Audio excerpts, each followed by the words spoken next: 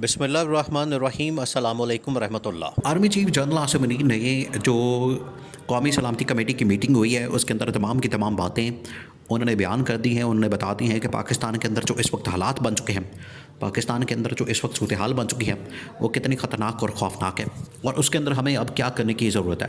ये सबसे अहम नुकता जो है army chief general Asim Munir ने सिक्योरिटी कमेटी की यानी कि कौमी सलामती कमेटी के इजलास में ये तमाम की तमाम बातें रखती हैं और तमाम की तमाम बातें बताती हैं। देखिए, ये जो मुलाकात हुई है, ये जो कमेटी की मीटिंग हुई है, इसकी 3-4 अहम तरीन बातें और नुकात और पॉइंट्स थे और ये पॉइंट्स जो है वो एजेंडे के अंदर शामिल थे, जिसके अंदर बता दिया गया था कि पाकिस्तान के अंदर जो इस वक्त सिक्योरिटी सिचुएशन है वो क्यों बिगड़ी है। 2-3 अहम तरीन पॉइंट्स हैं, उनको सामने रखना बड़ा ज़रूरी है ताकि जो इस वक्त इस्टेब्लिशमेंट का नुक्ता नज़र है या रियासत का नुक्ता नज़र है वो समझा जा सके। देखिए, सबसे पहले ये जो हमला हुआ है जाफ़र एक्सप्रेस का, ये कोई पहला इस किस्म का हमला नहीं, इस लिहाज से कि वाक़यात तो हो रहे हैं, हमले तो हो रहे हैं और BLA की जानिब से पाकिस्तान के ऊपर हमले किए जा रहे हैं। ये अपनी नौइयत का पहला हमला है इस किस्म का, इस नेचर का, कि एक ट्रेन को हाईजैक किया जाता है, एक ट्रेन को यरगमाल बनाया जाता है, वहाँ पर लोगों को यरगमाल बनाया जाता है, एक ट्रेन को हाईजैक करके वहाँ से लोगों को उतार के तो यरगमाल बना के तो उनके ऊपर जो है वो गोलियाँ चलाई जाती हैं, उनको मारा जाता है और उसके बदले में BLA मुख्तलिफ डिमांड्स रखती है। बाद में ऑपरेशन लॉन्च करके तमाम के तमाम वहाँ पर BLA के जो दहशतगर्द होते हैं उनको मार दिया जाता है। तो जनरल आसिम ने वहाँ पर यह सिचुएशन रखी है कि इस तरह के वाक़यात जो दहशतगर्दी के हैं वो पहले भी हो रहे हैं और इसके अंदर इजाफा अब ये हो चुका है। अब इसमें रियासत पाकिस्तान की जानिब से जो रिस्पॉन्स गया है, उन्होंने कहा, इस्टेब्लिशमेंट की जानिब से कहा गया कि अब सख्त रद्द-ए-अमल आना है। किस तरह से? इस तरह से कि पाकिस्तान ने अफ़गानिस्तान को इस हवाले से बराह रास्त ज़िम्मेदार करार दिया और उनको ब्लेम दिया।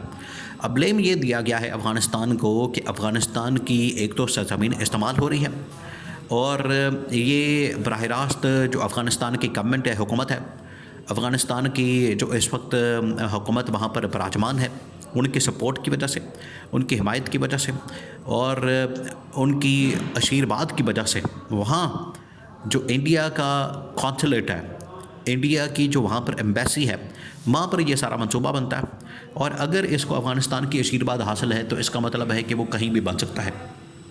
ये वो नुक्ता नज़र है, ये वो बयानिया है जो कि रियासत पाकिस्तान की जानिब से दिया गया है, फ़ॉरेन ऑफिस की जानिब से और DG ISPR ने जो प्रेस कॉन्फ्रेंस की थी उसके अंदर ये तमाम की तमाम बातें बयान की गई थी कि अफ़गानिस्तान के अंदर से ये अनासर ऑपरेट होते हैं। क्योंकि जब ये ब्रीफिंग दी गई है तो इसके अंदर ये बात भी वाज़ेह की गई और DG ISPR ने भी उस दिन बताया था कि जब ये हमला हुआ था दहशतगर्द उस वक्त बराह रास्त कॉन्टैक्ट में थे अफ़गानिस्तान के अंदर, अफ़गानिस्तान के अंदर इनके राब्ते थे। इसका मतलब है कि अफ़गानिस्तान से ऑपरेट हो रहे थे और अफ़गानिस्तान से कौन ऑपरेट कर रहा था? इंडिया ऑपरेट कर रहा था। अब ये तमाम के तमाम जो नेक्सस को बयान किया गया है उसके अंदर ये पूरी कहानी खोल दी गई है। तो अफ़गानिस्तान की सरज़मीन को इस्तेमाल किया जा रहा है, अफ़गानिस्तान से लोगों को ऑपरेट किया जा रहा है और इसके पीछे कौन है? इसके पीछे इंडिया है। तो ये 2 ताकतवर ममालिक को ललकार दिया गया, अफ़गानिस्तान को भी ललकार दिया गया और इंडिया को भी ललकार दिया गया। देखिए, इंडिया ऑलरेडी पाकिस्तान के अंदर जो है वो दहशतगर्दी करवाता है।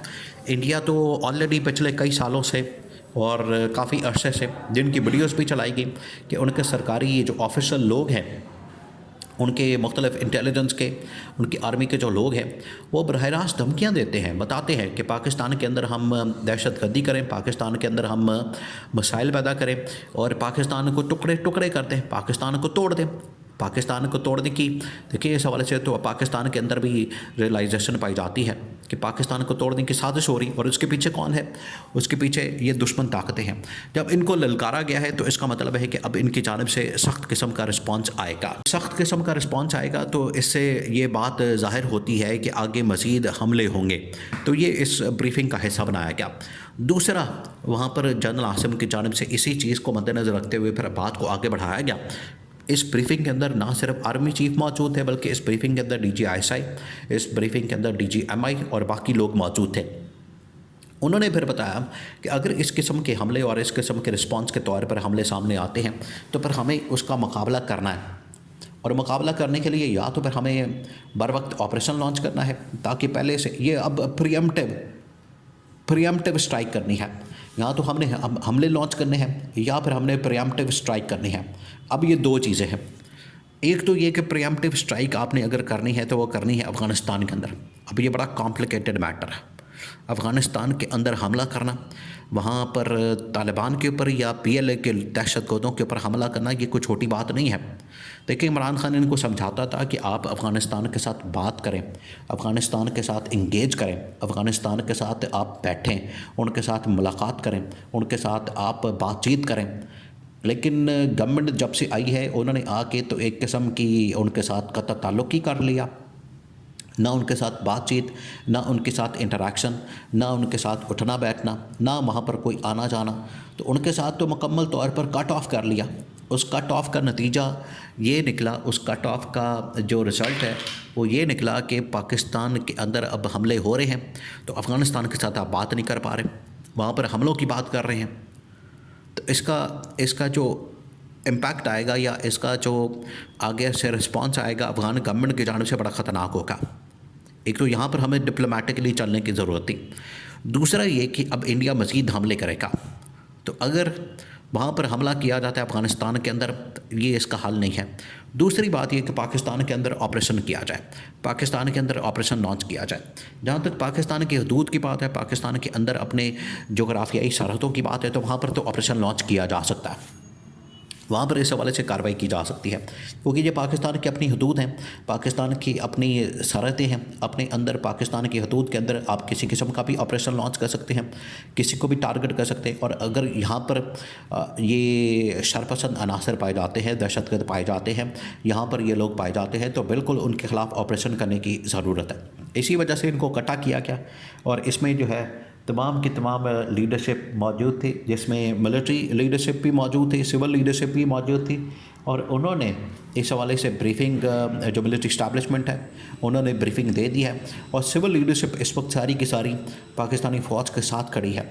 और ये जो हमले हो रहे हैं ये बड़े ख़तरनाक और ख़ौफनाक है। सिविल लीडरशिप ने कहा कि बिल्कुल अगर आप ऑपरेशन करना चाहते हैं पाकिस्तान के अंदर, पाकिस्तान में तो इसकी इजाज़त है, लेकिन अगर इंटरनेशनली किसी दूसरे मुल्क के अंदर हमला करना है तो उसको हमने सही तरीके से उसकी जांच पड़ताल करनी है, उसको हमने उसका देखना है, इसका नेगेटिव क्या हो सकता है, पॉजिटिव क्या हो सकता है, इसका एडवांटेज क्या हो सकता है, डिसएडवांटेज क्या हो सकता है, क्या फ़ायदा होगा, क्या नुकसान होगा, तब जाके हम किसी मुल्क के ऊपर हमला कर सकते हैं। उससे पहले हमने इस किस्म की बिल्कुल कोई हरकत नहीं करनी।